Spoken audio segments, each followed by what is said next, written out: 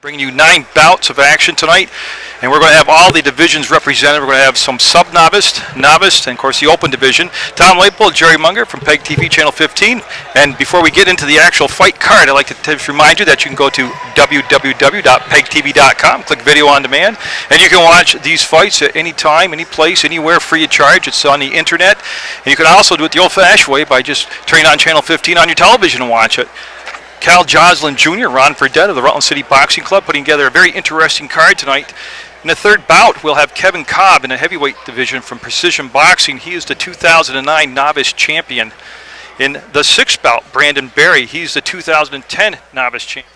And of course, to me, the big buzz for me tonight is the ninth bout, the 178-pound division. Brad Zarnicki is the reigning 178-pound champion from the Rutland City Boxing Club.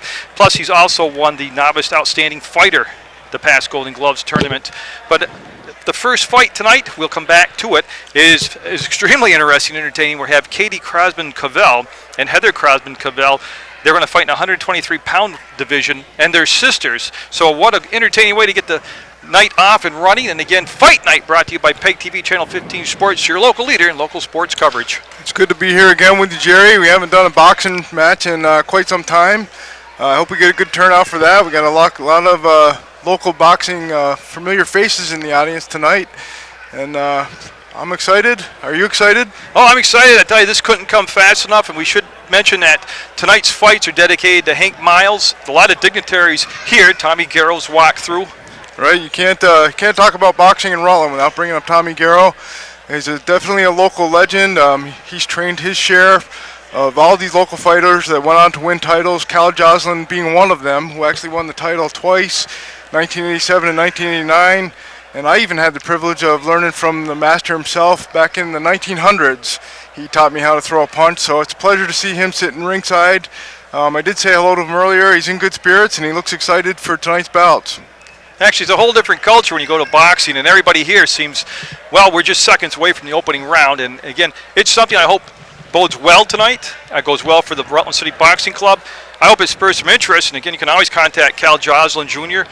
or Ron Fredette if you watch this event and it's something you think you want to be interested in taking up. As far as you don't have to actually fight in tournaments. It's a great way to get in condition, great way to get some self-esteem, and his door is always open. And you can give him a call. I'll have his number for you later on in the broadcast. But again, like Tom said, good crowd filling in slowly. A lot of faces we've seen at the Golden Gloves tournaments. Last time we got together, Tom, was at the Royce Mandigo Arena. Yeah, I remember that. That was a good one too. A little warmer in here tonight than it was at the Royce Mandigo Arena, that's for sure. Absolutely. And of course, the Holiday Inn was the most recent site for the boxing matches, and the constant theme is always Cal Josselyn Jr. No matter where they move the venue to, Cal's trying to bring boxing back and make a buzz out of it. Right. Well, he's worked hard. He's worked hard training these fighters. He's definitely serious about it. I mean, as you can tell by the equipment and stuff that's set up, they're taking this very serious, and it's good to see that they're back in town doing it. If you're going to learn from somebody that knows how to do it right, Cal Josselyn is your guy.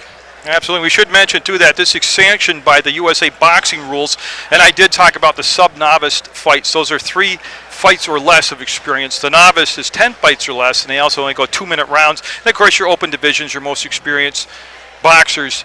Brad Zarnicki going to be fighting in the last fight tonight. He's a 178-pound champion. He is the first champion to fight for the Rutland City Boxing Club, and the fighters for the first round, Katie Crosman-Cavell and Heather Crosman-Cavell stepping into the ring, and we'll go to the outside PA announcer, which is the program director, is the executive director at Channel 15, Channel 20, Channel 21, PEGTV's Mike Valentine.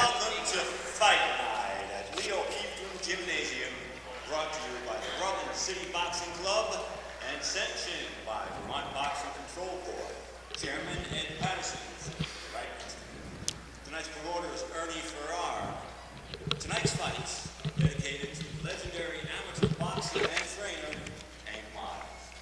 Hank always gave 100% of himself, whether in the ring, fighting, or his devotion to training amateur boxers in Rutland. We'd like to give a quick thank you to folks that helped make this possible tonight, the sponsors. Casella Waste Management in Rutland, Central Vermont Motorcycle, West Street in Rutland, Avro Towing in Killington, Steve Morris, basically in Rutland, Allied Auto Parts on State Street in Rutland, Ted Pizza, State Street, Rutland, Rick Morris Construction in West Rutland, Jiffy Mart Convenience Store, State Street in Rutland, K Jewelers at the Diamond Gun Mall, Shearer Honda in Rutland, Cal Josselyn Jr. Associates, that's where I get my haircut. Dr. Michael Dick, dentist, sponsoring boxing, makes sense. Rutland Fuel, Trace of Lace Bridal Boutique, the Credit Union of Vermont, Rutland Region Chamber of Commerce, and Cartier Meats. The Rutland City Boxing Club would also like to thank the local media who went above and beyond in supporting fights. PEGTV, who's here taping this evening. The Rutland Herald, sitting to my left, Sam's Good News. PEGTV, the Mountain Times, Fox 101.5, and did I mention PEGTV? That's the executive director at PEGTV, Mike Valentine. Wonder if he's a little biased there, Jerry. It's good to hear the little applause that we have. Oh, absolutely, and of course, Mike, a big boxing fan himself. We used to sit around in the old PEGTV station and talk boxing a lot. Here's some trivia for you. I actually met Mike Valentine in a boxing class. And remember that. Later hired me. All right. As they get the first bout underway, we should mention the judges tonight is going to be Victor Gamel and Mike Armstrong. The passing of the chief of officials in New England, is that correct? And his name was Ray Talicio, and we'd like to give a 10 count for him.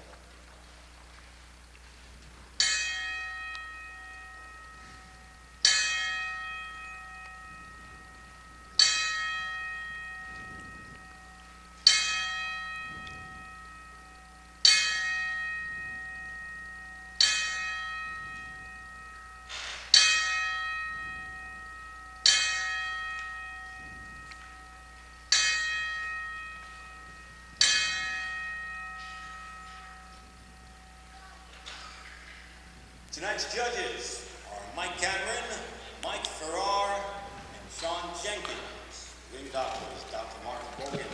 And the third man in the ring for this fight is Mike Armstrong. And Mike, in 1965, as a freshman at St. Mike's, was the Vermont New England Golden Glove AAU Diamond Belt champion. Now,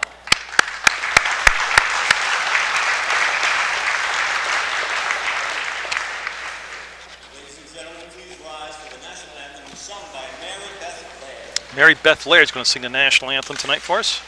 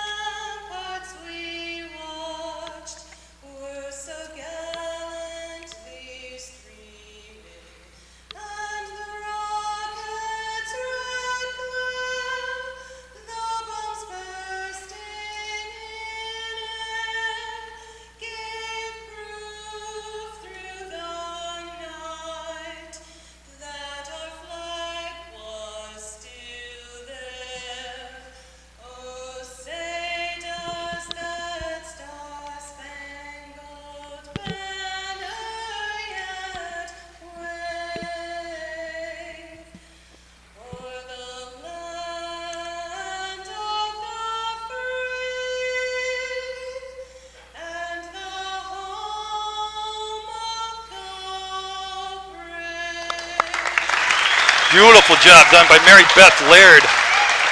Fitting way to get the night up and underway. Yeah, nothing like starting a sporting event with a national anthem. That's the way to do it. A live version, too. That's right.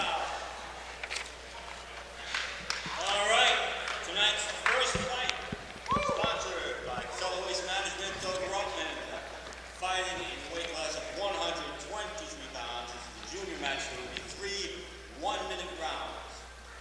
In the red corner, fighting at bantamweight. St. Albans, Katie Crossman.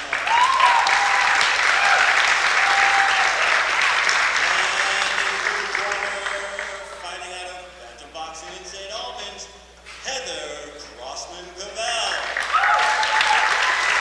So out of St. Albans, Vermont, our first two fighters will come. Sisters, nonetheless. I think that's quite a unique bout to start with. They'll have the Mike Armstrong, the ref in the rink. He's explaining the rules to them. They'll touch the gloves, and you did hear Mike Valentine in the back. It's going to be 1 minute rounds, 3 1 minute rounds, and we're off and underway on fight night from the Keefe Gym. All right, Jerry, I'm going to take a break and concentrate on the camera work, and I'll join you again later. It's a date, Tom.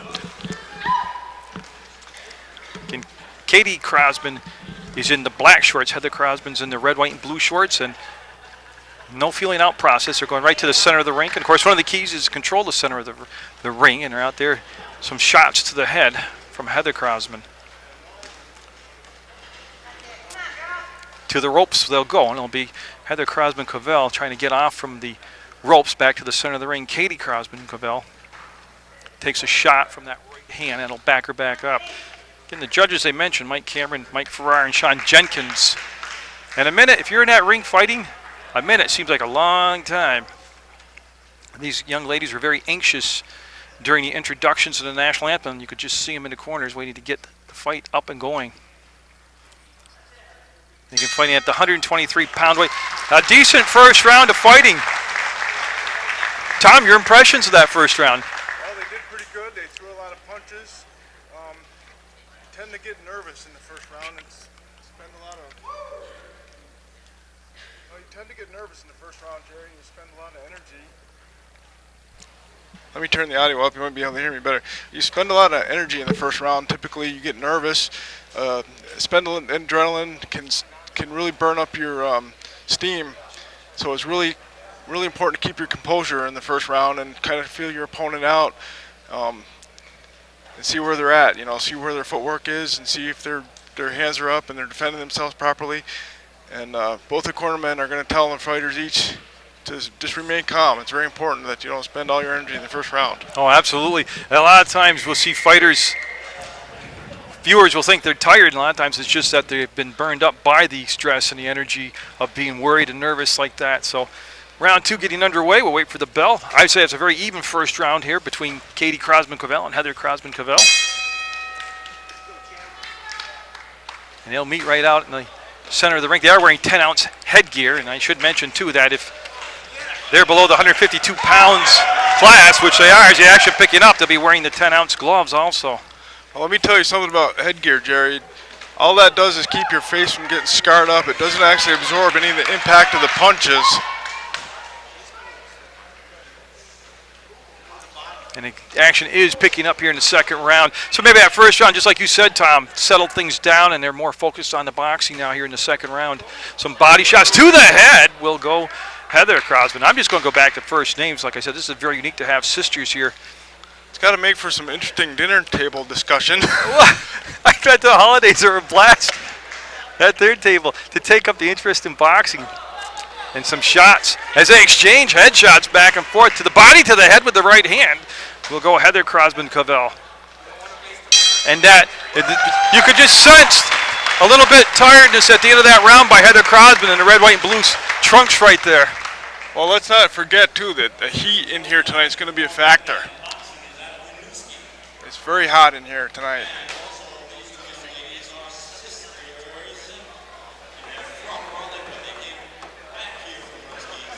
Okay, Mike Valentine making a correction. They're not St. Albans, they're fighting Albanowski.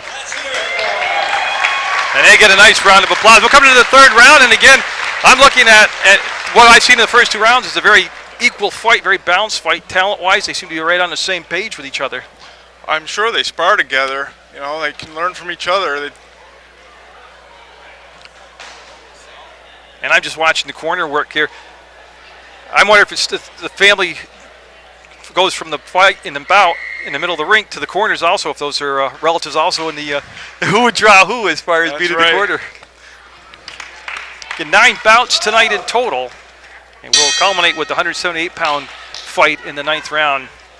And they're coming right out being the aggressors, Katie Crosman-Cavell, and she will work Heather into the corner and trying to punch her way out is Heather Cabell. Is she able to get back to the center of the rink and backpedaling a tad bit? Is Katie Crosby-Cabell coming forward? And again, just a nice job of coming at your opponent, cutting the rink off, and now she's worked Heather Crosby-Cabell back into the corner. Oh, they're going to be tired at the end of this round. Is there a nice job of exchanging some flurries of punches. Again, Mike Armstrong is the referee in the rink for this first bout tonight. And it's expected, a start like that to that third round, there had to be a pause somewhere just to gather up a second wind, and that's what we kind of witnessing right now. Again, nice job coming back with the hands, protect the head by Katie Crosby, and that's in the black trunks out there. They've each done a nice job of bringing the hands back, and that will be the bout for the first opening round here, and a nice round of applause for both Katie and Heather Crosby-Cabell. Now to me, it's going to be in the hands of Mike Cameron, Mike Farrar, and Sean Jenkins. They threw a lot of punches in that fight. Well, you know the modern fights you watch on TV, they have the punch count computerized. They would have got nuts on that round right there. Yeah, they probably would have broke the CompuStat machine. The other thing I mentioned too, Jerry, is fights go on and you tend to sweat a lot. The perspiration from your hands can make those gloves seem even heavier because they're wet. And I noticed too, they're both wearing the boxing shoes. Speaking of just the heaviness of the gloves, but a lot of the boxers, you can fight in your sneakers, but they choose the boxing shoe because of the lighter weight, keep your legs from getting tired, and the traction factor. Right, because it's a flat plane too, it's an easier lateral movement. There's a nice bow, very appreciative crowd. Oh yeah, and you can just tell, hey, that they must be good students of the history of fight, tradition of fighting, as they were very skilled, but good conditioning, excellent conditioning. And we'll wait for the PA announcer, Mike Valentine, the ringside announcer, Mike Valentine. Got to use the right terminology here. And the winner is, out of the red corner, Katie Crosby. And Katie Crosby will defeat her sister, and a nice gesture there is the hugs and then acknowledging the crowd. And again, I don't think we could have asked for a better fight to get this evening up and underway. And if you're enjoying programming like this, again, you go to www.pegtv.com, click video on demand, and not only sporting events, but the whole venue, the whole menu for PEG TV comes up, channels 15, 20, and 21. So that's a good way to stay in touch with your local information station. And speaking of local sporting events, just like to throw out there, Post 31, American Legion baseball action coming up from St. Peter's Field. I'd like to say thank you to whoever set the booth up for us here at the Leo Keefe Gymnasium. It does make life a lot easier if you got a place to sit and set up equipment. You know from experience, Jerry, that bleachers isn't actually even terrain. Well, it can be rough, not only on the tripod and finding a level spot, but on the cameraman having to stay humped up over the back of the camera all night. Oh, I can only do one or two of these things a year. I don't know how you do it on a regular basis. Again, the boxer's getting a nice hand. We're going to have the 152-pound class coming up next, Tom. And the second bout tonight is interesting because we're going to have a Rutland City Boxing Club member in it, Justin Champagne, and it's going to be his first fight. This will be a good test for him. In front of a hometown crowd, you know, I'm sure he did his homework because he knows he's in front of people that know him, and that can be sometimes tougher than fighting in a way, you know. Sometimes having a home court advantage isn't all it's pumped up to be. But 152 pounds, and of course this young man's trained with Ron Fredette and Cal Josselyn Jr. And one thing when you fight with Cal, or you train with Cal, conditioning, you know you're going to be in good condition. That's right. Boxing in Rutland is in one man. This man was the past Vermont State Gold Gloves champion, past New Hampshire Gold Gloves champion, New England Gold Gloves champion, fought all over the world, including on a ship for the U.S. Marines, and an extensive professional career. Ranked welterweight in the professional business. Ladies and gentlemen, a big round of applause for Tommy Garrow. There they acknowledge Tom Garrow, and he'll stand up. He's just a legend in the boxing world. Let's see if I can find him here.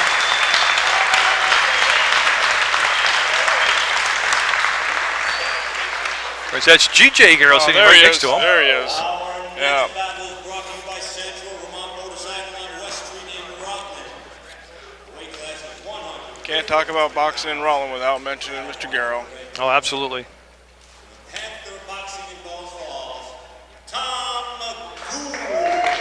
Tom Gould from Bellows Falls, the Panther Boxing Club. Rutland City Boxing Club, Justin Champagne. And you can hear the crowd behind Champine's. Right. They're going to support their local fighter. They're here to support him. That's Just-in-Time Champagne, as Cal calls him. His opponent looks pretty limber, so this should be a good fight.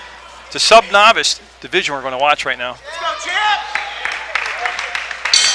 And we're underway in Champagne, coming out with the red trunks, taking on Gould, the black trunks out there. And Champagne working the jab immediately, as is Gould.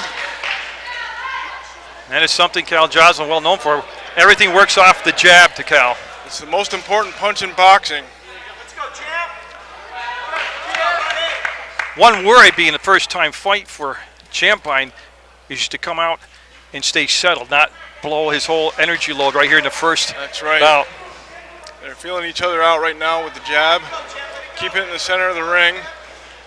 Nice overhand right by Gould that just kind of grazed.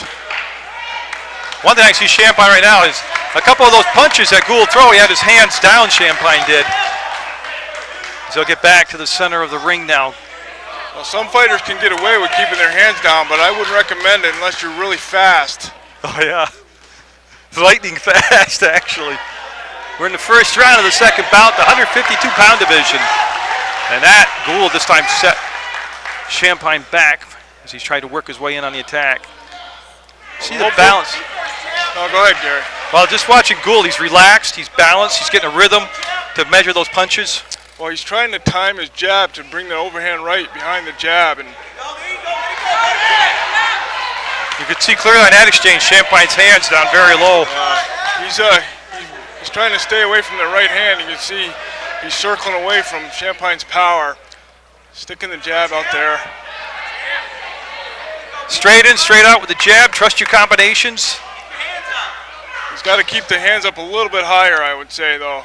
Champagne's going to move in there with an overhand right if he's not careful. Okay, we're nearing the last minute of the first round, as they'll fight 2-minute rounds at the sub-novice division. And a good body shot by Champagne, and nice then the swing. bell sounds, yeah. Well, I wonder what he's thinking in that corner, Tom. I'm going to land in the neutral corner, or the hometown corner for this. I just want to see Cal Josselyn in action. Of course, Cal fought at 275, super heavyweight. What do you think he's telling him right now? I think he's telling him keep those hands up, take some deep breaths, calm down. Get into a rhythm, start the jab, in and out. He didn't really use the jab a lot in that first round. What do you think he's telling him? I think he's telling him the same thing, and I think he's probably telling him make sure you stay away from that right hand. Because I know he's trying to throw it. Well, Champagne's been 4 months with the Rutland City Boxing Club.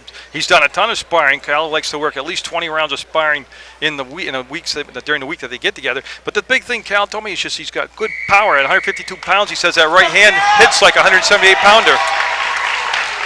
Well, a lot of the power in your punch comes from technique. You know, if you throw it correctly, it comes off the back ball of your foot.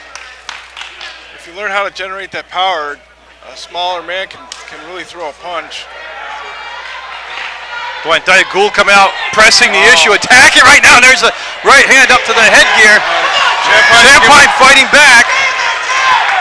Nice combination by Champagne, kept him off, kept Gould off him. He's retreating now and trying to figure out what he wants to do next. Yeah, he withstood that first 10 seconds, that fury in the beginning of the second round. Nice jab by Champagne. Yeah, he slipped that punch nicely. See Gould kind of settling down now too after coming out like a ball of fire here in the second round. There's the jab by Champagne. He settled down a lot here in the second round, Tom. And they're telling him, jab and combinations, jab and combinations. He's waiting for Gould to move back in. He's going to try to time him as he's coming in. That's what I would do. Oh, nice overhand right. He's got to keep his hands up so he doesn't get hit by that right hand. Got to throw that jab and bring it right back to your face. Well, Champagne told me the best thing he had right now, since he's so new to the boxing, is he has a good chin going for him. So he's doing really, really well for his first time in there. You know, Good composure here in the second round by Justin Champagne as Tom Gould in the black shorts, Champagne in the red. Champagne from the Rutland City Boxing Club.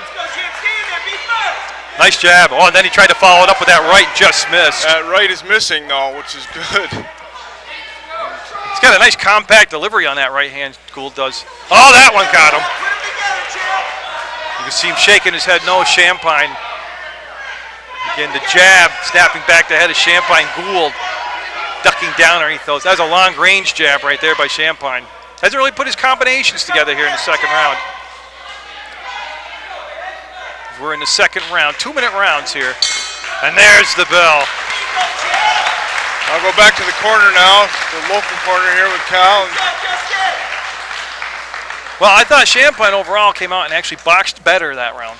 Well, like you said earlier, he withstood that first barrage, which is important. You know, he maintained his composure and he kept his opponent off of him. You know. He did a nice job too when Gould did press forward, and he's very quick, good hand speed. Champagne able to slip some of the punches and get the hands up. He had the hands up a lot better in this round. That's right. Mike just promoted PEGTV, Jerry, so I hope this comes out good. Like I said, a lot of great programming on PEGTV, not only Channel 15, but Channel 20 and 21. I personally have no other channels preset on my remote controller than Channel 15, 20, 21. I get up on the politics, the school board, the general information. Just great. You go to PEGTV.com, click video on demand, go watch any PEGTV program you like. I'm just wondering now, will we see Champagne come out and press the issue here early in the third round? Well, I think if he puts some more combinations together, he'll do well, because Gould walks straight in a lot of times, and I think he can get caught. Oh, absolutely. The third and final round, bout number 2 in the 152-pound class. Gould is fast. And they're right in the middle of the ring, throwing each other heavyweight punches right there. Champagne adjusting that headgear. Yeah, he countered with a real nice hook there when he moved in and kept his opponent off him again. Gould likes to come out with that first quick barrage, Jerry. Sets the tone. Champagne warded it off this time. He got hit with a right hand there. Yes, he did. But you know, he got hit, and he's stable still. He's doing a nice job of weathering it, staying focused. Yeah, he's maintaining his composure. Got to keep that hand up, though. Champagne back to the center of the ring. Gould trying to walk in. There's the jab. Both men that time connecting with the jab. Champagne doing wasting a lot of energy right now, just backpedaling. He's backpedaling, which is not a bad idea. Stay away from that right hand, but I'd like to see him get his hands up a little better. Oh, good exchange now in the middle of the ring. Nice uppercut and a hook to follow. And Champagne said he had a good chin, and so far he's taken 2 nice rights and stayed upright. That punch just missed by Gould, and Champagne a little off balance with that left hand. I didn't know any better. I'd say he was having a good time in there. Oh, he was eating it up during practice, during the conditioning drills. He loves the sport of boxing. We're in the third round, sub-novice division, and Champagne able to kind of come off the ropes with both the right and left hand. They get in the center of the ring, the crowd coming alive now. Champagne with his hands down, almost taking a breather. Fatigue should not be an issue, as both fighters, well-conditioned, come out very respected boxing clubs. We're inside of a minute to go in the third round. No, that right hand will miss. That was a great fight. Excellent first fight for him. A good opponent too in Tom Gould. Oh yeah. That was a good first fight because he had a lot to learn in there. He had a good opponent where he could kind of do a lot of things with. His opponent pursued him and threw a lot of overhand rights, which is important punch to know how to stay away from, you know. Difference on the first and third round when Champagne would get hit, he didn't stay calm. He kind of panicked a little bit, wasted some energy. The second round, if I was to score it, I thought it was Champagne's best round. Yeah, I would agree with that. And of course, it's all unofficial. It's just watching as a boxing. And there's a great sportsmanship that comes with the sport of boxing. A lot of people overlook that, but pugilists are some of the best, most disciplined, respected people there are. Well, because they know what it takes. They all know what it takes to get in there. You know, and all that training that goes on behind the scenes. There's a camaraderie there, you know.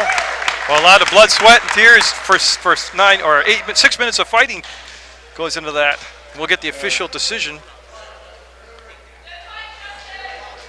Again, he'll walk right to the center of the ring. The referee, Mike Armstrong, will point him right toward Tom Leypoldt over here on the Channel 15 camera.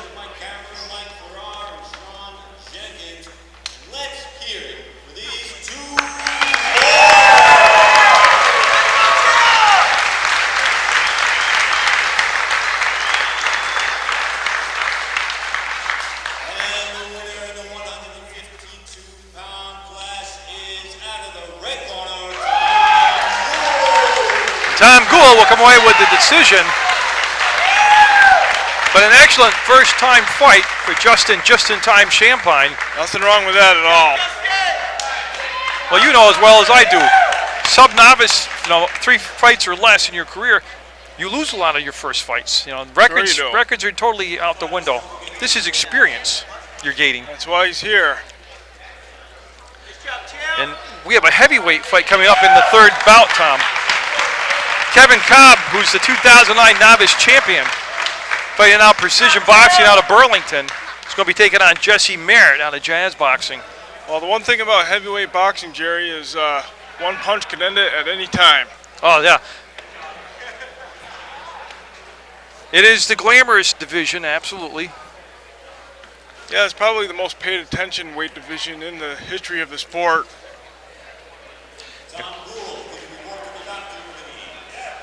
Yeah, we're going to have a change. Referees, we're going to have 2 referees rotating throughout the night. This is going to be Victor Gamel doing his first bout of the night. And I should say Mike Armstrong, I thought, did an excellent job on the first 2 bouts. Did a great job. I've seen him up at the Golden Gloves on a few occasions, actually most occasions, and he does well up there. I tell you, it's a sport I wish, tremendous interest in the 60s and 70s and 80s in boxing in the Rutland area, and I hope it sparks and comes back.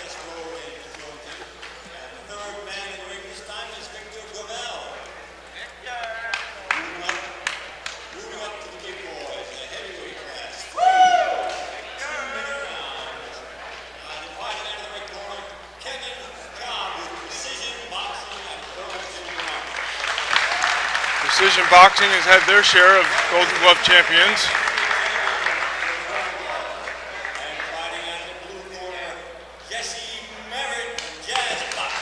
Jazz Boxing, Jesse Merritt, in case you missed it, has got the white top on. Kevin Cobb has got the all-black top, black bottom on. Getting the heavy weights. And 2-minute rounds, I heard Mike say? Did he say 2? I believe so. Minutes? Okay. Yeah. And we're off. The first heavyweight bout of the night. The touch of gloves, and they'll meet in the center of the ring. You can see already that. An opening jab to start the round off. Tries with the overhand right, but misses. Can Cobb up on the balls of his feet, and you like to see that all the time. Merritt walking forward, trying to stay in the center of the ring, take the angle away from his opponent, Cobb. Cobb very active right now, just on the balls of his feet, dancing around. There's the jab by He's on the Cobb. bicycle, testing out the jab. Merritt moves in with a combination of his own. Goes to the body.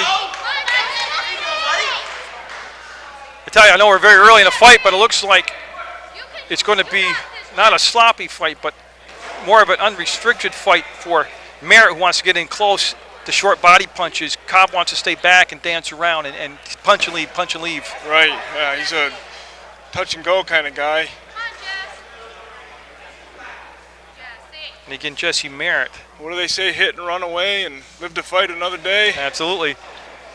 Well, how many times have you heard it, the fights we go to, don't stand in front of your opponent and let him hit you, Well, part to do with the boxer's stance, how they kind of stand with their body turned sideways, is to give your opponent less of a target to hit. Oh, nice work by Merritt as he gets Cobb in the corner. Nice combination there. It is, and then Cobb came out with a couple jabs to back up Merritt. The uppercut. Cobb has a nice 1-2 combination. If he starts landing that, Quick hand speed. he does. He puts a combination together nicely.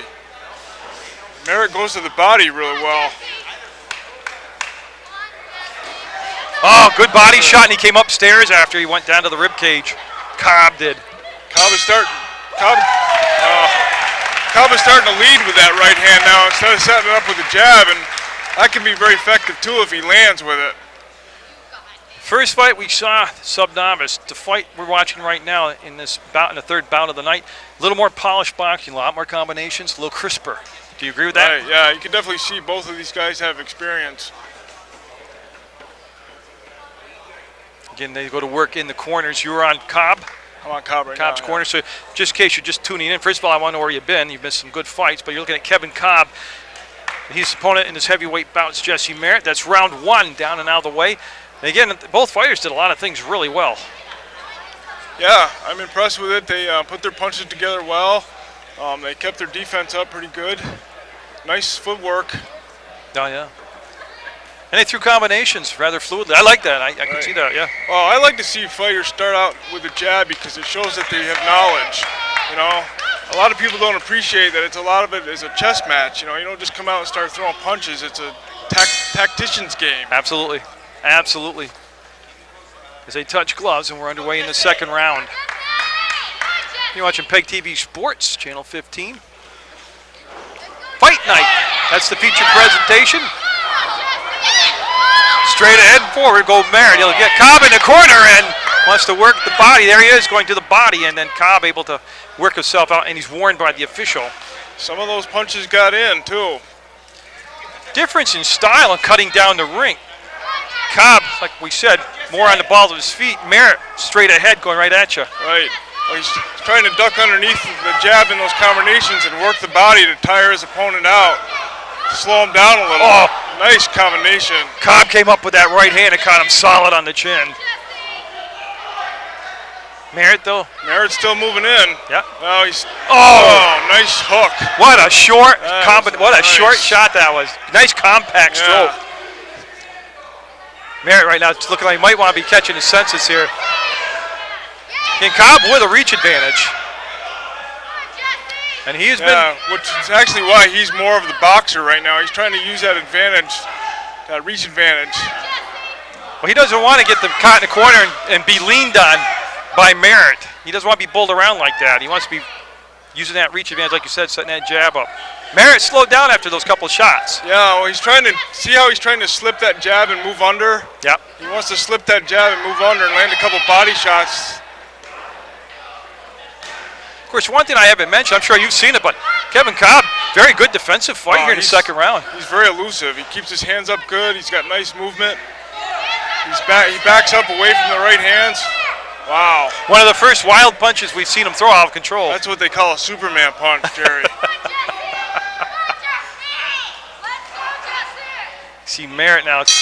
Will go to the corner, regain some senses, maybe get a little hydration there, but an excellent round for Kevin Cobb. Your impressions on that second round? Yeah, he has some nice movement there. He puts his combinations together well.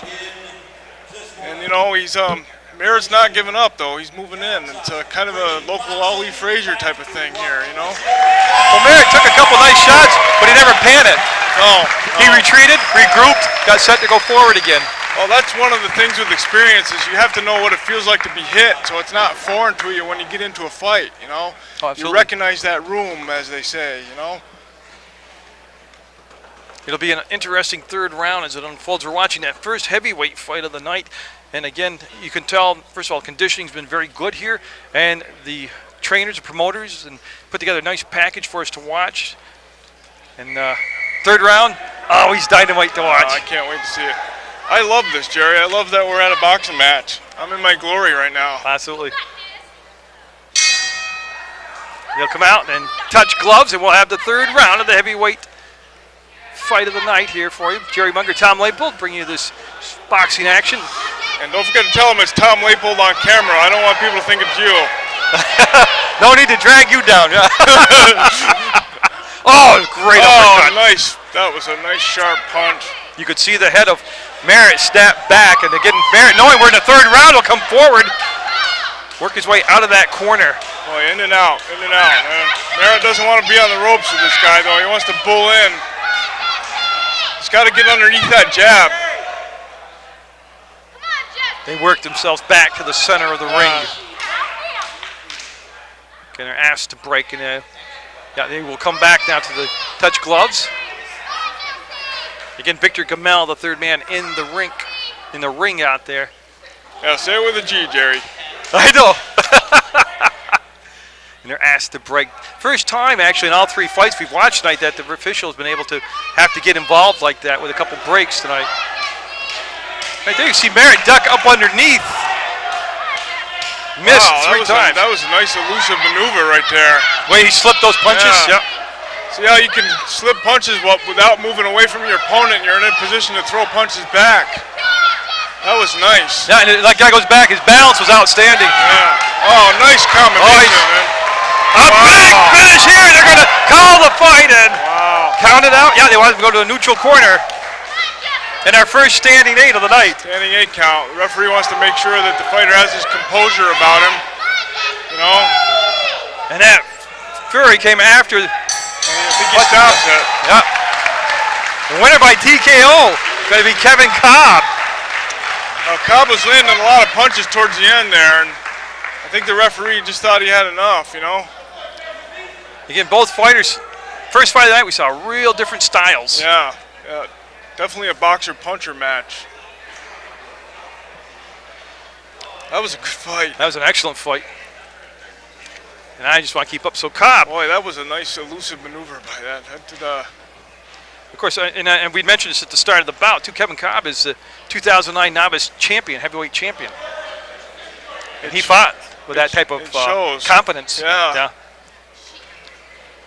As we'll get the official announcement in the center of the ring. Mike Valentine, again, the ringside announcer, the executive director.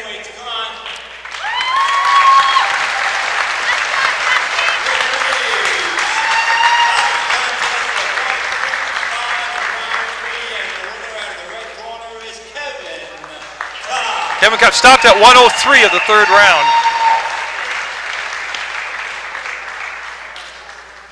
And for our next bout, we're going to go back to the 152-pound division.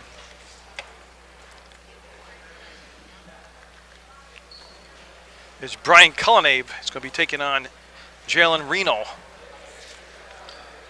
Now, the background is Cullinave's coming out of Claremont, the boxing club in Claremont, New Hampshire, and Reno's coming out of old school boxing out of Massachusetts. Now, I'm not familiar with the Massachusetts boxing club. I've been to Claremont a few times, but I haven't ever been to Massachusetts. I bet they have a lot of competition there, so this should be a good fight too, you know. The bigger towns you go to, the more often they have better opponents to fight and spar and train with, so got a bigger pool to draw from, you know. And that's one thing. I had an opportunity earlier in the week to talk to Cal Josselyn Jr. up at his training facility. And he was just talking about Zarnicki, who we'll see in the 9th bout tonight, the 178-pound champion. And just one thing that really helped Brad out, not only his desire and drive and his conditioning to get to this point, but he had good people to spar with in the club. Very important. It's very important because if you don't learn it in the gym, you're not going to learn it in the fight, you know. You have to know it ahead of time. Well, what Cal's banner in his gym says, you will fight how you train. That's exactly right. Couldn't have said it better.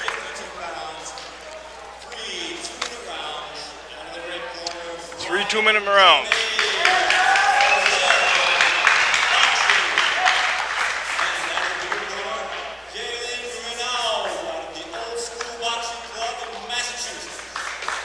So you heard it. Renault is in the red shorts, red shirts, and Cullinave's in the black shorts, gray top. This is 152 pounds. This is the 4th bout of the night. And they've all been excellent. Cullinave wasting no time to come out and attack his opponent, Renault.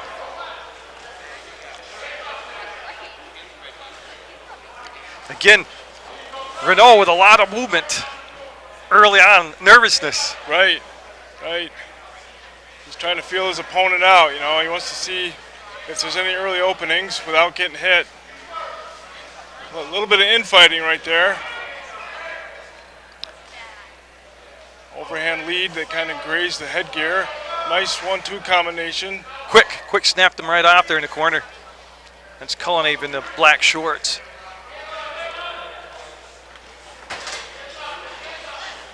Boy, I tell you, that's twice now Renault's let himself get on the ropes here in the first round. Well, he looks like he wants to move, and that's probably, the ropes aren't probably a good place for him.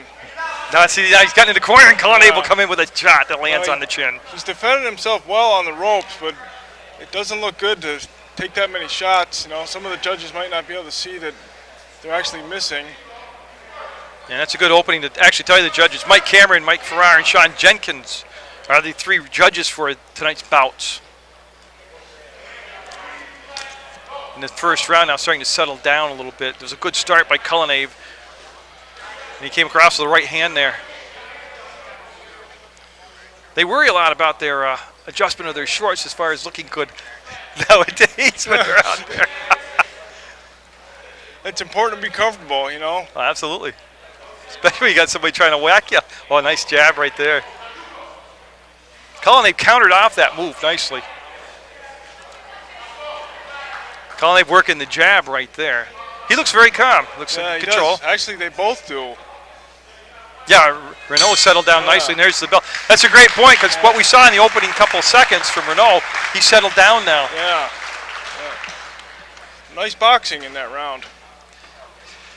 It was, and again at 152 pounds, big enough to do a lot of damage with a couple shots, but still you see a lot more movement at this. Right.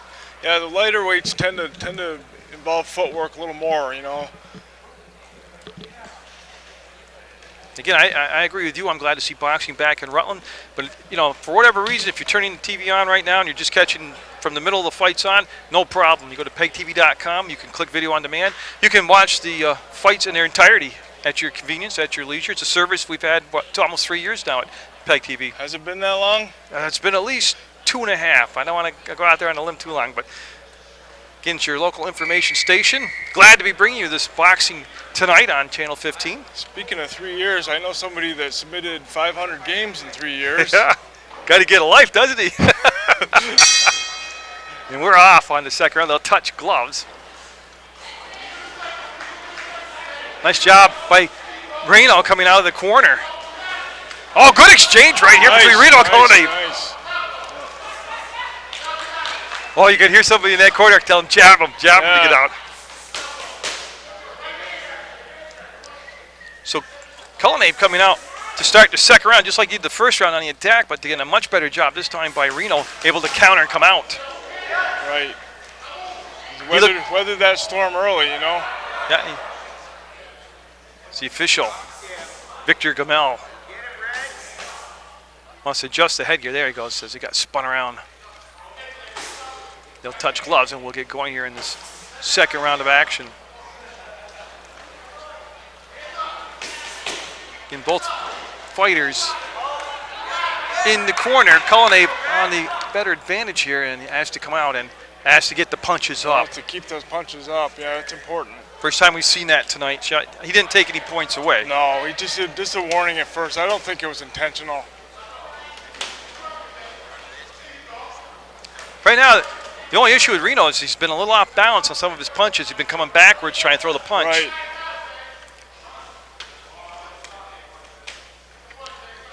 A much more controlled second round by both fighters. Asked to break in the center of the ring.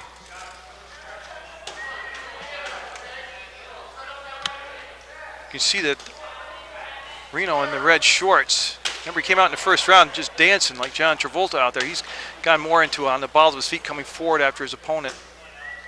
We're in the second round, scheduled for 3. We're in the 4th bout of the night, scheduled for 9 bouts tonight. Of course, the 9th bout featuring Brad Zarnecki. Defensively, Reno's gotten away with his hands being down quite a bit here in the second round. Yeah, that's you know, a lot of fighters, it seems like nowadays they like to fight like that. You're taking an awful chance. And we're watching these two boxers out of the Claremont Boxing Club in old school boxing in Massachusetts. A little less action, a little more strategy that round. Right. Well, if you have a lot of time where you come out right away and try to eliminate your opponent, you can expend a lot of energy, you know. And if your opponent doesn't go away, you got to calm down a little bit and figure out a new strategy, you know. And of course, that comes. You're on the red corner. I'm in the red corner. You just saw the coach talking to him, but he just indicated to him you want him to take a deep breath through his nose, hold it, not only expand the lungs, but he wants him to calm down. Right. Breathe through the nose, out through the mouth. Try to keep a rhythm going. You don't want to hyperventilate. I want to say in advance I have to change tapes after this bout, so I want to apologize if I miss any of the next bout. And you know how that goes too. Well, we have an in on there on the with Mike Valentine. We'll ask him to stretch the introduction a tad bit. Yeah, we're shooting with new equipment tonight. Yeah, brand new camera. It's the first night I've used it. What I can tell through the viewfinder, it looks pretty nice. So I'm a novice with this here too. You know? Learning the ropes with a new camera. Always good stuff, Tom, when you talk. And I'm interested to see now who's going to be the aggressor at the start of the third round. As they touch gloves, and it's Cullinane coming out. Cullinane got him in the corner. What happened there is Reno's able to shove him, actually, to get out of that corner. Cullinane came up underneath and just missed. Kind of some roundhouse punches going there, you know, which could be a sign of fatigue. Yeah. As we are in the third round. They go back to the center of the ring, and you can see that, again, Cullinane calculated the way he steps in, trying to measure that jab. Well, there's a nice hook right there. Nice combination ended with a hook. Again, every bout so far tonight has been extremely entertaining. Well, I'm sure these guys are appreciating the opportunity to have an opponent to fight in front of a live audience, you know, on a nice ring, a very well put together event. Well, Cal Josselyn, they're called smokers. That's what these bouts are called. They need these fighters. They need experience to get set for like Golden Gloves. And he caught him coming in nice right hand. with the right hand, and a towel comes flying in. Good call. So Brian Cullinane is going to win that fight. It was a very short right. Well, to generate a lot of force, you know, on the inside, you don't need a lot of space to throw a powerful punch. That was nice. Everything was technically sound. I mean, I had a great view. I'm sure people at home did with the angle you had. But again, the stance, the balance, and he was able to power through on the punch. Well, the power from the punch comes from the ground, you know, and get your feet in the right place. You can generate a lot of force. That was a school book right hand right there. That was nice. And again, the minute the punch landed, like you said, the coach in the corner for Reno threw the white towel in. Well, one of the nice things about events like this is there's no reason to get hurt. It's about boxing and competition, you know? Yeah.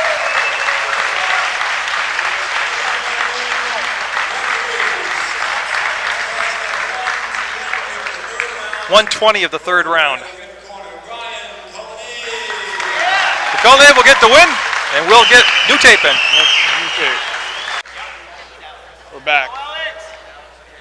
I couldn't wait for this bout tonight. We're looking at the 141-pound division, and we've got Alex Height going to be wearing the white shorts, black top, and Alex James out of the Rutland City Boxing Club.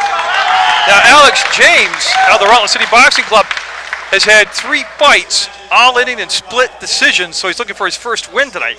Well, let me tell you, I was at one of those fights, and as far as boxing decisions go, boxing's kind of been plagued with questionable decisions, and I was there at the prelims of the Golden Gloves this year, and I think he got a little kind of let down. I didn't really agree with it. You know, granted, I'm in his corner as far as Cal Josselyn goes, but I really thought he won the prelim up there.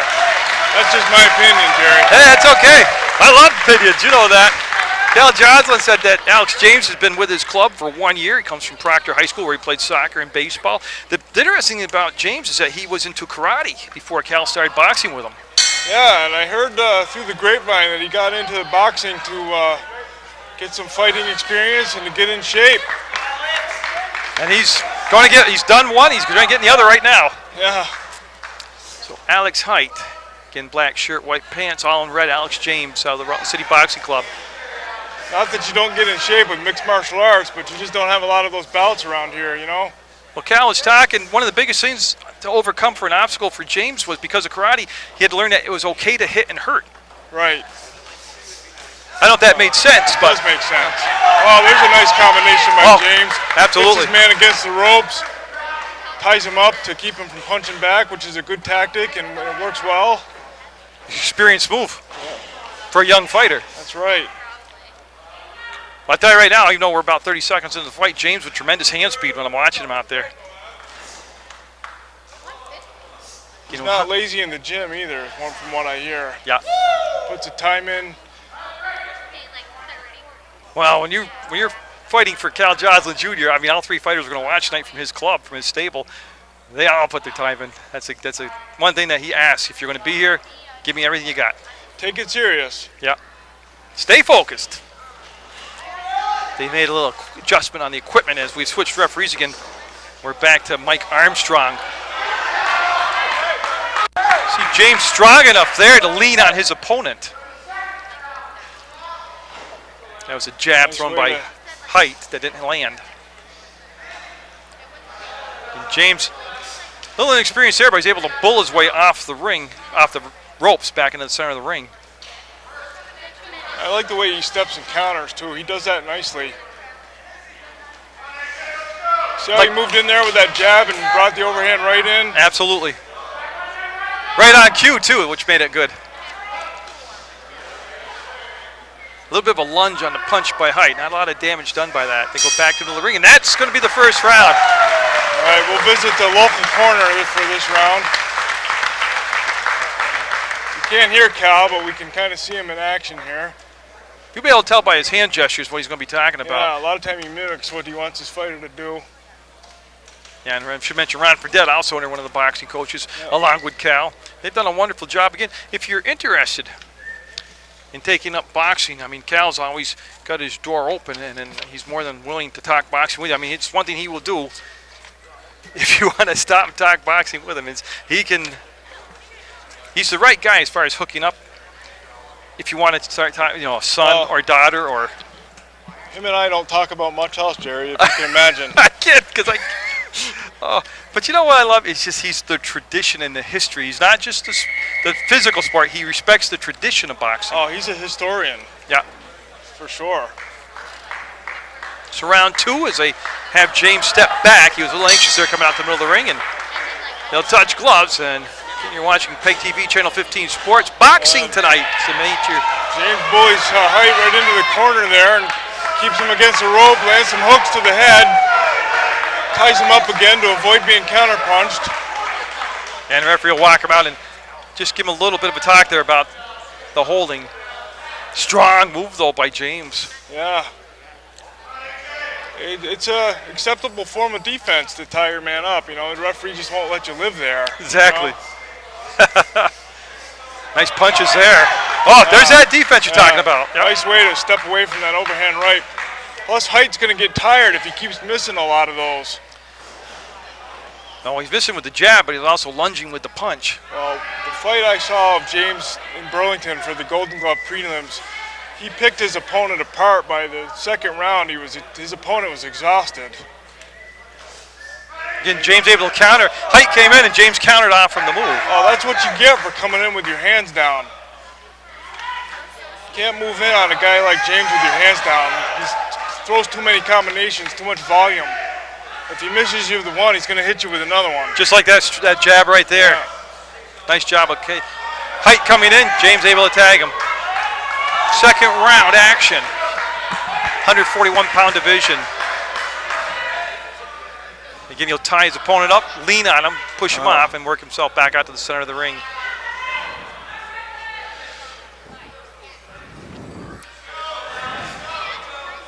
That was different.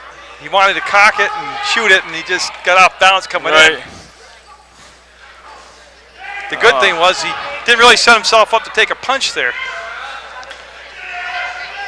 That's the whole key. Throw a punch in a position where your opponent can't hit you back. That's what boxing is. Yeah, and I didn't mention, but Alex Height from 9th State Boxing Club.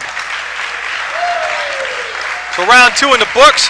And again, to me, I agree, it looks like Alex James able to control his emotion, able to control what he wants to do, able to actually kind of, I don't want to say being ahead in the fight to this point, but seems to be very comfortable out there. Well, I'm sure he wants to make this a landslide decision. I mean, I'm sure he wants to win, and he wants to do it in front of his hometown. But just imagine your first three fights, all split decision losses. You got to be a little bit skeptical. You got to get frustrated. I mean, I would be. I mean, I don't know about him, but I would get frustrated. Especially, like I said, the one that I was there, very questionable. That's always been the downside of boxing, is that it has to go to a human element. Right. You know, so. Yeah. Other than that, the event tonight, we're only halfway through it, but this has been darn good stuff. It's like Christmas for me, really. I love this. And James all set in his corner. We got some words of wisdom there from Cal, and he's ready to go. So the third and final round of this 141-pound fight. So we're in the 5th bout of the night, scheduled for 9. Going to get height, going right in, head first. Tries to bully James in the corner, but he's not having any of that. Comes out with some nice strong hooks. That was great stuff right there. Goes to the body, goes to the head. Got him on the ropes, caught him right there. Nice. James with a good punch. In and out, in and out. Very nice. Very technically sound jab too, straight in, straight out. He brings his hands back to keep the defense up. That punch missed by Height. And James has done a nice job so far in the fight tonight. They're asked to Very break. effective when he ties his man up too. He moves in and he ties his guy up, which is a very smart thing to do. Well, we talk about conditioning and training, but you can just tell the upper body strength, the strength that James has. Yeah. He's been able several times, like, just walk his opponent into the ropes or into the corner. Oh, I know his dad is very serious about fitness, so I'm sure he gets it from him. Yeah. That will miss. A big roundhouse right. What'd you call that? A Superman punch? Superman punch. He had to roll with that one. That was a good thing. Like you said, though, a sign of fatigue right there by Height. Yeah, you can see it looks like he's breathing heavy, too. So here comes James with that jab. Alex James in the red, coming at his opponent, and will tie him up on the ropes, and they'll break him apart here. Officials telling him not to punch on the tie-up. Again, James has been very technically skilled. Could be looking at his first win. I think so. And I don't want to be like that, but he fought a very sound fight. Very nice. Very scientific. And doing what he's been told. At the end of when the bell sounds for the last round, raise your hands like you won. Well, it's a sign of confidence, and you know, either way, both fighters put on a good show. You know, they did good. They did well. Oh, absolutely, Alex. Height. Again, getting experience in his smoker bout, did some things very, very well. It's like any event, any sporting event. Somebody's got to be a better football player, a better baseball player, a better boxer. That's right. One nice thing about covering boxing, Jerry, it's in a confined area. Yeah. Yeah. And we don't have to worry about the rain tonight. Not like those baseballs where you got to try to find out where it is, you know. And so we'll get the official announcement, and the referee did a nice job in that bout. That's Mike Armstrong. He's going to turn his fighters right to the PEGTV camera. As we wait for the announcer, Mike Valentine, the ringside announcer. There he is. And he's a little pumped, so Alex James will get his first win after 3 split decision losses. Like you said, he left it really not in doubt tonight. Pleasure to be here to see that. I'm glad we can record history for him. Right. You think he'll want a copy? He might watch that a couple of times. Like I said, he did a lot of things very well. And again, you got to remember, they're getting tremendous coaching from Cal Josselyn Jr. and Ron Fredette. And not only that, you can be coached, but they're taking in the knowledge and using it and retaining it. Yeah, that's nice to see. I'm glad for Cal, I'm glad for Ron, and for Alex. All right, so the next bout will be the 6th bout coming up. It's going to be 141 pounds also. Brandon Berry, the 2010 novice champion, is going to be fighting Andre Lukansky. So this, again, we're watching a champion of the 2010 division. This could be a very interesting fight for us. What number are we on? We are at number 6, the 6th bout of 9. Brandon Berry out of Wyman's Boxing. And Old School Mass is Andre Lukansky. You pronounced that very well, Jerry. I'm hoping. So they're going to take a little intermission now.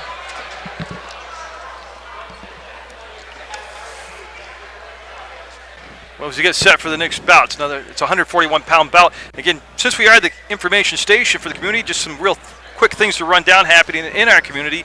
Ladies and gentlemen, welcome back to We have American Legion baseball action taking place. Tuesday night concerts in the Green at Castleton, Vermont. Friday night live taking place. Also, the Main Street Park in Rutland has free concerts. And the Proctor Youth All-Star Baseball Tournament's coming up July 10th and 11th.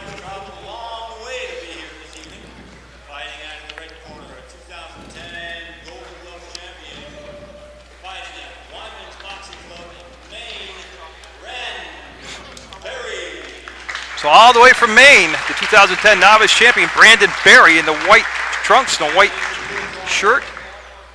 The Old School Boxing Club in Massachusetts, Andre Lukansky. And Andre Lukansky from Massachusetts, Old School Boxing.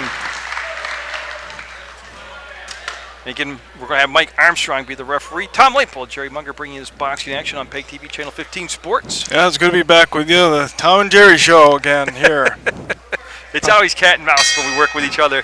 Probably the only time Tom and Jerry get along. Again, I expect a really solid technical performance from Brandon Berry. Trying Nice to duck job by under the jab. Lukansky.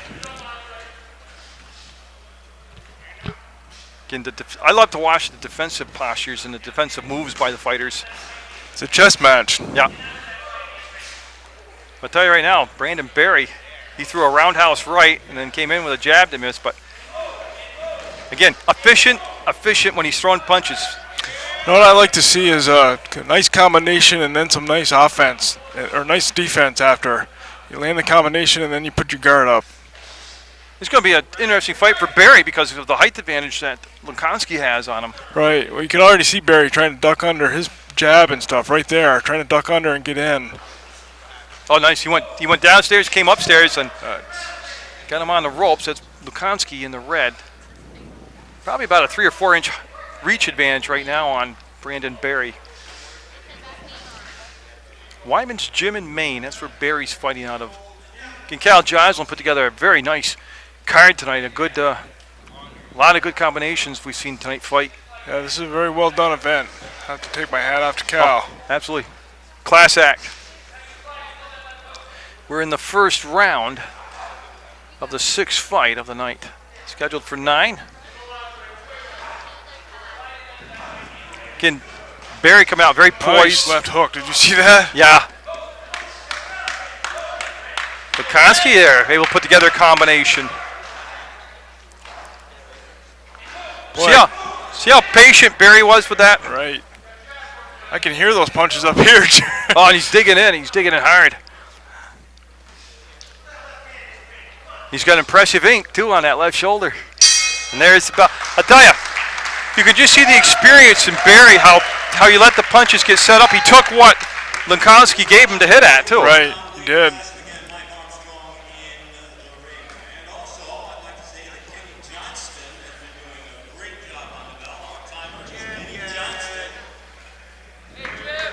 Actually, I never did mention Ken Johnston, the timekeeper tonight. And talk about important jobs. I mean, you could say I don't know him, but he rings a bell. Only on Channel 15 do you get the good stuff like this.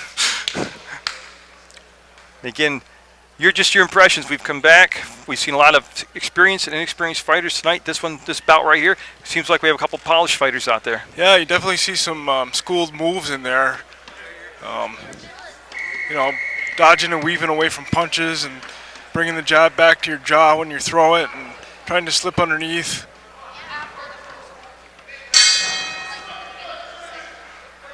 And we talked a lot about just technique and breathing, and you could see Berry come out of his corner. The last thing he did was take a deep breath, hold it, then exhale it.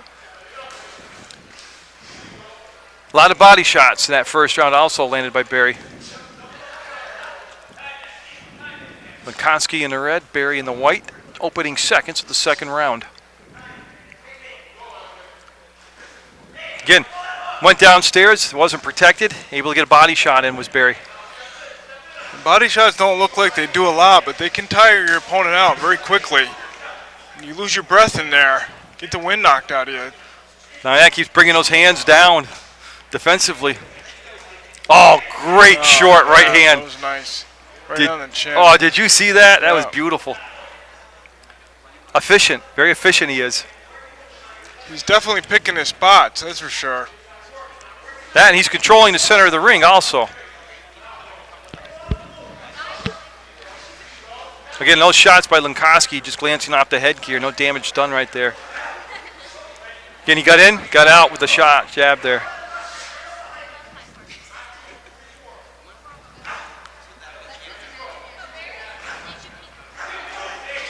Oh, nice counter punch.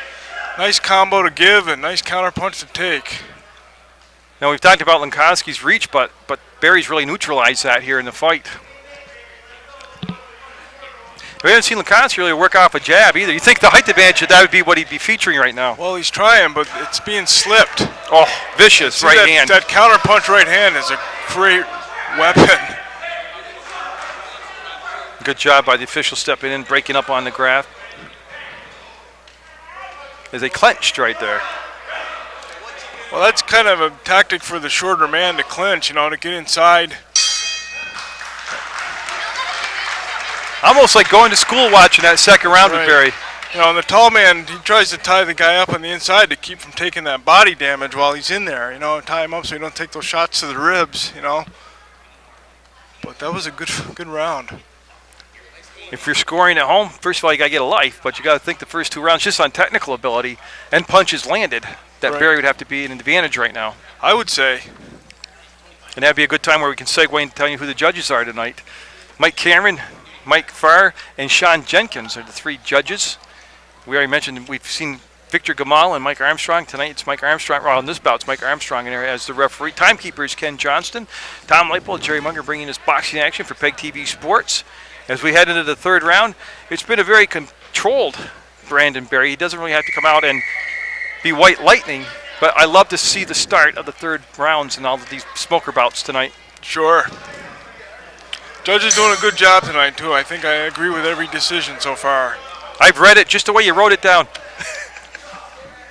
Now, one of the beauties of watching sports, covering sports, is to have your spin on it, your feel for it, your opinion. That's right. Linkoski, you would feel, would have to come out and be the aggressor here and press the issue, just from a points perspective. Other than that, smoker bouts, like we talked about, it's just to get experience and get a bout and fight in front of a crowd. Did you see that 3-punch combination right there? Saw it and heard it. Sounded like thunder rolling. Yeah, he's really doing a good job getting on the inside, getting underneath his opponent's reach. And he's made it easy to call the fight because he's got his name on his belt. So I really appreciate that. Again, I like defensively, he'll get in, get out. He's always balanced. Look at the attack. Look at the attack there. Nice, beautiful combination. I lost count. I saw at least 4 punches go inside on that combination. And landed, too. Any boxer would take a 50% ratio. Oh, for sure. In almost any sport, a 50% ratio. Absolutely. So Barry, the 2010 novice champ from Maine, is the real deal. He's put on quite a show here in this match tonight. See, that's right there when you miss that overhand right. You got to be careful with that. You can leave yourself wide open missing an overhand right. That's where the backdoor punches come in. That's right. Got an opportunity for some counter punching when that happens. Barry, for being out height here, has done a nice job of making Linkoski fight a defensive fight. I think he's fighting better as a shorter man as his opponent is as a taller man. I tell you, I like the crowd's gotten into the fights tonight. Been entertaining. It's been entertaining. Absolutely. Very much so. A different 3rd round than I thought we were going to see. Slowed down a little. They kind of were. It was a counterpunch round. Yeah. Hey, do you think we could talk Cal into doing this every Saturday night? I couldn't think of a better way to spend a Saturday night. I hope people aren't listening. I know, but I think this is just awesome.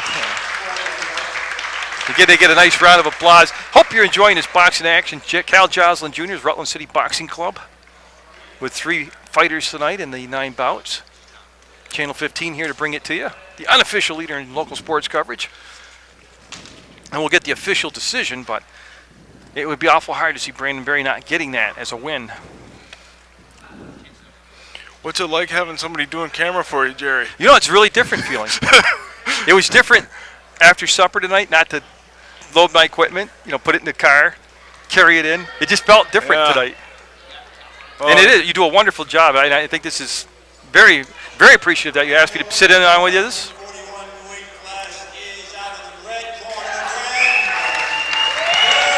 And Brandon Berry is the official winner at 141 pounds. And Lukowski did a lot of things right. It's just that he was so methodically good, Berry was. He was so good at getting on the inside, it's hard to stop. And not at any point did he not look in control, not only of the bout, but of himself in the ring.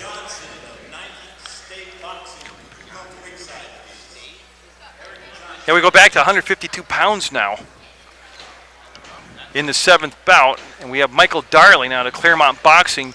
We've seen one of their boxers already tonight out of Claremont. That was Brian Cullinave that won in the 4th bout. And while we've got 1 second, I'm just going to go real quick. The people we have seen win tonight in bout number 1 at 123 pounds, Katie Crosman-Cavell, fighting out Winooski, was a winner over her sister, Heather Crosman-Cavell. Tom Gould out of the Panthers Boxing Club won the 2nd fight of the night at the 152-pound level. And then our first heavyweight fight, Kevin Cobb with the win over Jesse Merritt. Brian Cullinave, I already mentioned, at 152 pounds, defeated Jalen Reno. Alex Height lost to Alex James. Alex James out of the Rutland Boxing Club was the winner. And then Brandon Berry, we just saw, won the 6th bout of the night.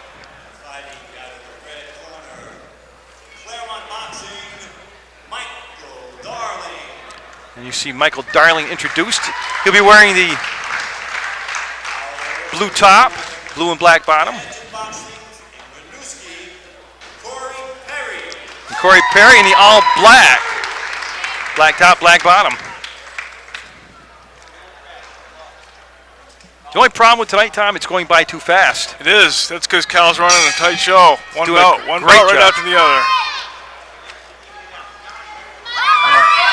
Perry moves in on the early attack there. Corey Perry brought his own fan club tonight. He did. They're sitting right behind us.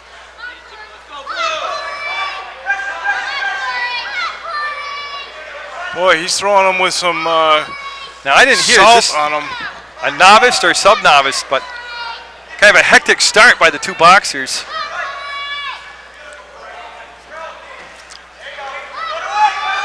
That's Michael Darling landing a couple punches there. He's got Perry on the ropes. He's starting to land some heavy punches there. About 3 heavy punches landed against Perry. I think he's a little bit dazed. I think so, the way he backed up and with the official asked him to get his punches up. Right now what Darling able to do is get on the ropes, get Perry on the ropes and throw some punches. Perry's kind of got to collect himself right now. Yeah, he needs to settle in.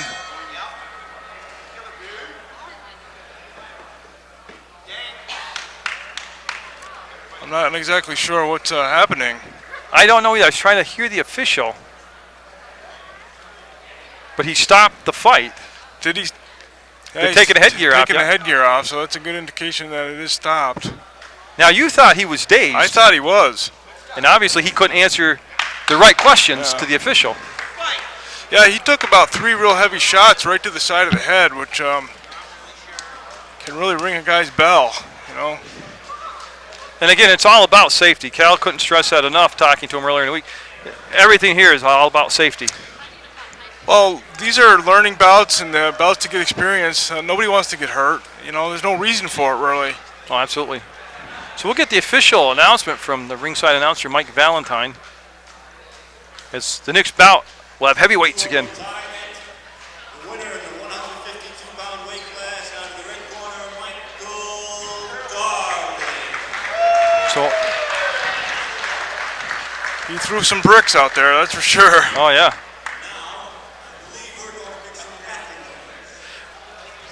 Well, a good time for us just to go over what we're watching tonight. Cal Josselyn, Ron Fredette, the Rutland City Boxing Club, able to put together 9 smoker bouts tonight. We'd like to see more of that. I would. I wish you had a stable big enough to do this at least every other Saturday. I'd be here. You know, I don't get out very often, Jerry, and get behind the camera.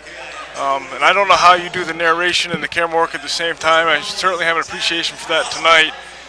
Just trying to do a little banter and work the camera at the same time. But anything to support boxing locally, if anybody knows me, they know full well that I love boxing, and I've done everything I could locally to support it. Now that I have the job at a TV station, I've always tried to cover things here. I know Tommy Garrow personally. I've trained with him back in the 1900s. He was gracious enough to spend time with me, and I really feel great to be able to give back to the community and put boxing on TV. You know? Oh, absolutely. There are many years at Sports Beat, the show that I host, we would talk 3 or 4 times a year with different boxers and actually promote the sport of boxing. Right. We should get back to that. It's a great sport, you know. It gets you in shape and teach you the sweet science, how to defend yourself. You can't really be in this sport without learning character. You know, if you have a decent trainer like Cal Josselyn, you're definitely going to learn some confidence and some charisma and some character with it. You know, and teaches you things outside the ring. You know, and nobody can take that away from you. I mean, win or lose, if you get in the ring, I respect anybody that does that. You know. Well, our ninth bout tonight, we have a local guy, Brad Zarnicki. He's going to be coming out. Interesting story with him. He was 250 pounds, he told me, out of shape, overweight. Cal talked him into coming into the gym. Not so much thinking of him as a fighter, but just to get in condition with the boxing drills. And, of course, he grew to love the sport. Right. Now look at his self-esteem, his conditioning. It's all there. Exactly. Yeah, the perfect example. Anthony King and Seth Cummings. So out of the blue corner, wearing blue, will be Seth Cummings. Anthony King in the dark uniform, looks like black and green to me, but these are heavyweights tonight. So in the 8th bout, boxing out of the Panther Boxing, Anthony King, Seth Cummings out of Springfield Boxing. And Cummings put into the ropes by King and able to spin free and come back out to the center of the ring.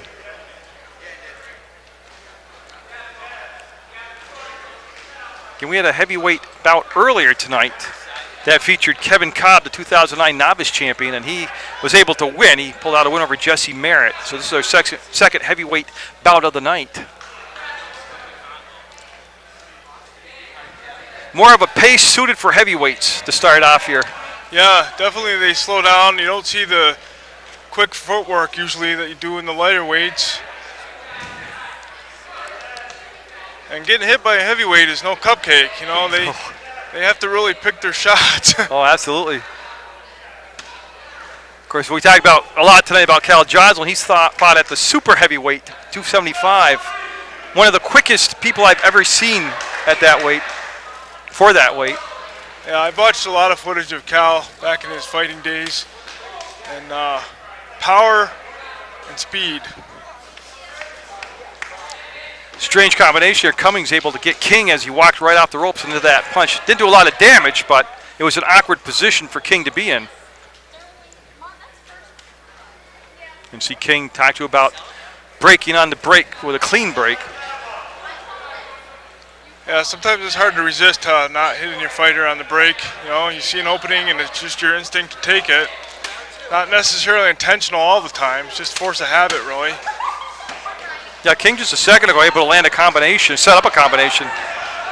Going right after Cummings now, trying to cut down the length. Wow. Cummings is literally turned to run, and you can't turn your back. The referee's going to tell him that. Don't turn your back.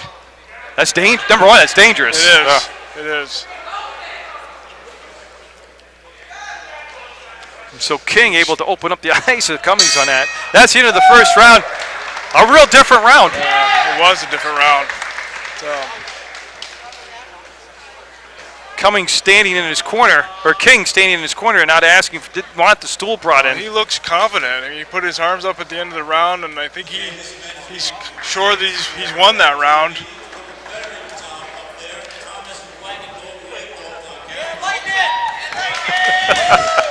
Never hurts having a fan club, does it, Tom? No, it doesn't. There you go, Jerry. That was for you. Yeah. You know how much that cost me? But you're right, King looking very confident. Plus, when you see your opponent turn and kind of be out of control running around the ring, you've got to feel good as the opponent making him do that. Well, that's very, a very inexperienced thing to do is turn your back. I mean, he was just trying to get away, but we'll see. You know, Second round will be the round that will tell how he reacts to that. You know, I'm sure his corner told him he's got to collect himself a little bit.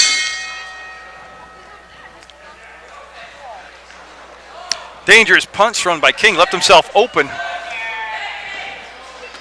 Yeah, can't get overconfident. Oh yeah, we've seen that happen in professional bouts too many times.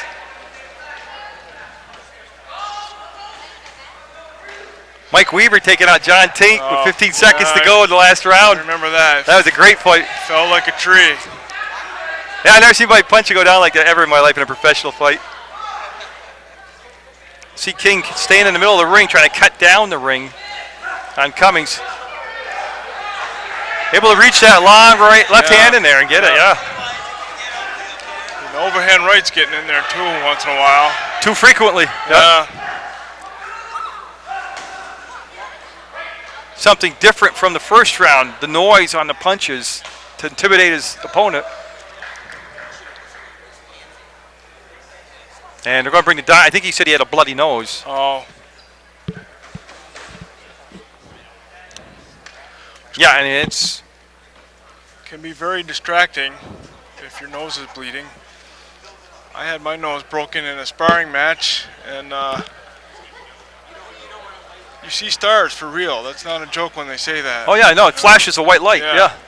And Oh, Tom, guy runs his mouth as much as I do. I've been punched a lot. And it's still broken to this day too. I never got it fixed.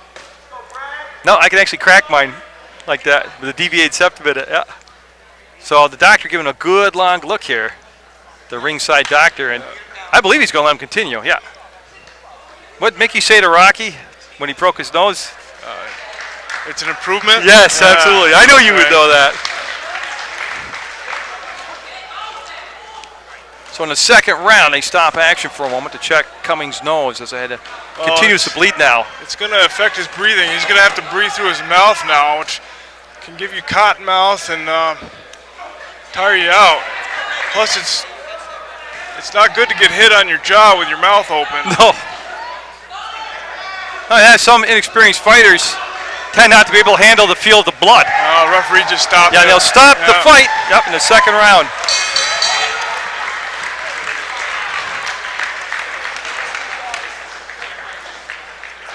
To his credit, I think that was a good idea. Yeah, right from the start, Cummings just didn't look sure of himself. Oh yeah, it is. It's very, very distracting to try to fight with a bloody nose. And not to take anything away from Anthony King, he just had an opponent, I don't want to say inferior, but he had a lot that he could have worked on tonight because he took some wild punches and really took a lot of chances coming in on him that he would not do against a seasoned fighter. Well, I think, these matches tonight, the opponents have been very evenly matched, and good teaching bouts. Absolutely.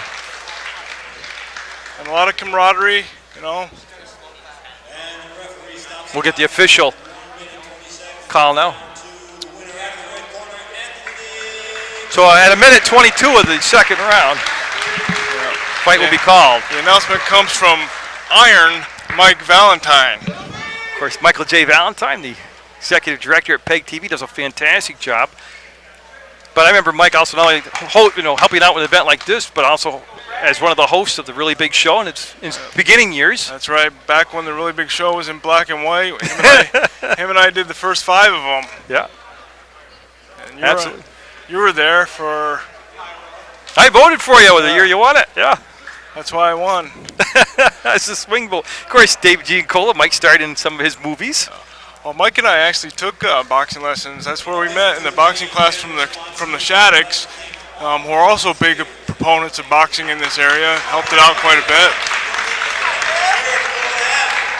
Well, the featured bout tonight, if there's going to be a featured bout, will be right now. Brad Sarnicki with a huge following coming into the ring now. The 2010 champion at 178 pounds. There's nothing like having a Golden Glove champion come home, fight in his hometown. Let's go, Brad! And he's the first champion that Rutland City Boxing has had. Well, did they call it Rutland City Boxing when Daryl Albarico won? Well, I wondered that too, but Cal's the one that told me that the other night at the gym. Okay. But I know what you're saying, and I know that history too. Yeah. So. Yeah, let's say the current champion. Like I was talking to you earlier, Zarnicki, when he first started to train, was at 250 pounds. Yeah, he's in shape for this fight. Oh, yeah. Dan Magistrale from Precision Boxing in Burlington, one of the better gyms around. Yeah, I don't think he's going to take Zarnicki lightly. Now, Brad Zarnicki, even though it's only his 7th fight, fights like a man of many more fights under his belt. Sure. Yeah. And Mike Valentine doing a good job of getting the crowd riled up. Oh, yeah. I'm fired up. Here we go. Round 1. Zarnicki, of course, will work off the jab. A very powerful individual. Magistrale more off balance than hurt right there. Yeah. Zarnicki's throwing with some power, that's for sure. He's got a nice stance, got his hands up. Very focused, very intense, very focused. Talked to him before the bouts ever started tonight, and he was already in that zone. There's a nice job by... Lands a nice kind of uppercut, left hook sort of thing. Yeah, and Zarnicki moving forward. Trying to counter off Magistrale coming in.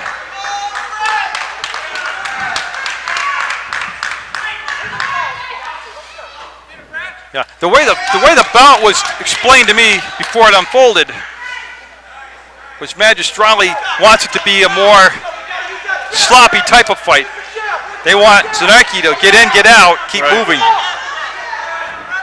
Kind of a chopping right hand there by, how do you pronounce the name? I'm sorry, I don't want to say it wrong. Zarnicki? No, I know that one. Oh, Magistrale. Magistrale. Yes. Yeah. Oh. As Zarnicki was coming out, he got a glancing blow on the head. Oh, no. Yeah. Magistrale with an over the top. Oh, yeah. Yeah. That was a tough right hand. Yeah. And right now, yeah, they just want to make sure Zarnicki is going to be all right as they get the doctor. I don't think it was it the punch or was it the landing on the back of the head? It just hit just right. It just...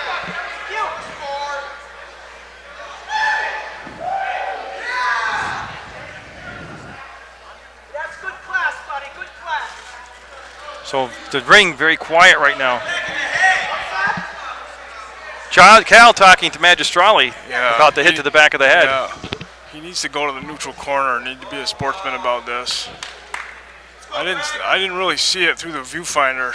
No, it looked like he literally came down on the back of his head in here with the punch. Then when he landed, he came down. Zarnicki able to get up. Wobbly, of course.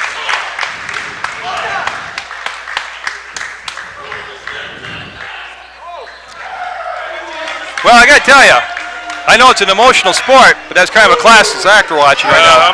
I'm not sanctioning that. That's not you know, one of the things they teach you is to win with dignity. I mean, he's here by invitation. He should be a better sportsman than that. Yeah. Plus, you should be a little concerned about the health of your opponent. It was almost like he came up on his toes and came down on the top of his head. Chopping punch. Yeah.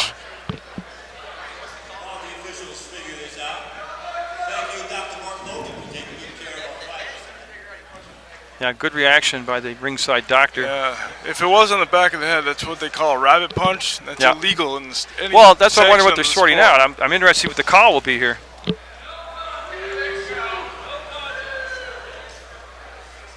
It was certainly a very awkward, unusual boxing move. Well, you know, obviously you got a lot of nerves there going up to the back stem of your spine there. That's why you're not allowed to punch there. It's not a acceptable move. If in fact that's what it was, I don't know.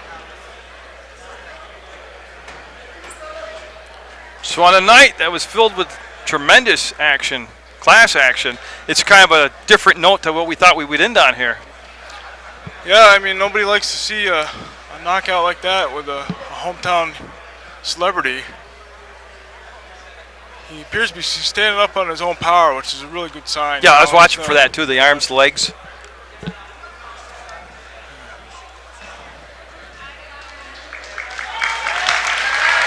Crowd very appreciative. The hometown boy here. Yeah.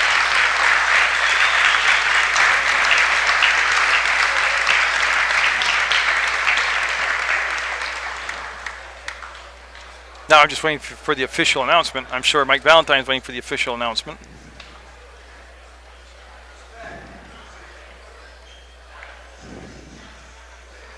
The other good thing too is our Nicky able to talk very fluidly to the doctor right now. Yep. Yeah, I'll get a shot of him down there. He's alert. Yeah. I would imagine if it was going to be a disqualification, it would have came way before now. Well, nobody likes to see that, but we'll have to, we'll be able to look at the tape after, and obviously it's going to be on TV, so let the viewers decide. Yeah.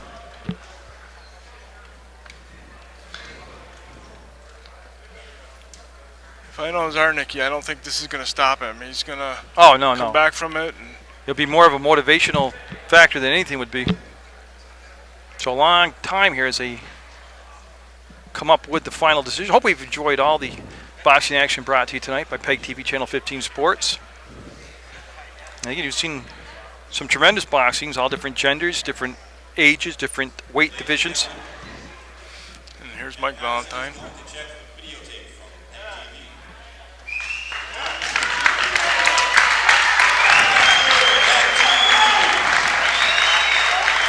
All right, I guess I got to go into pause mode. They want to take a look at the tape here. Yeah. It was an unintentional, illegal blow and ruled no contest. No contest. Unintentional legal blow was the termination. They actually came up and looked at Tom's video work to make that ruling, so PEGTV part of the actual decision. But it was an unintentional illegal blow. That's boxing for you, Jerry. Yeah. Stuff like that happens. That's what they say, We got it on tape. Let people decide for themselves. Absolutely. And again, thank you very much, Tom, for inviting me to sit in and watch the boxing action. I hope that people at home enjoyed the boxing tonight. I hope it becomes bigger in the Rutland area. If I do boxing again in this town, which I'm sure I will, you'll be sitting next to me. All right. So for Tom Leypoldt, I'm Jerry Munger. Mike Valentine was the ringside announcer. PEGTV, your unofficial leader in local sports coverage. Signing off from the Keith Gym for boxing. Thanks for watching, and protect yourself at all times. Absolutely.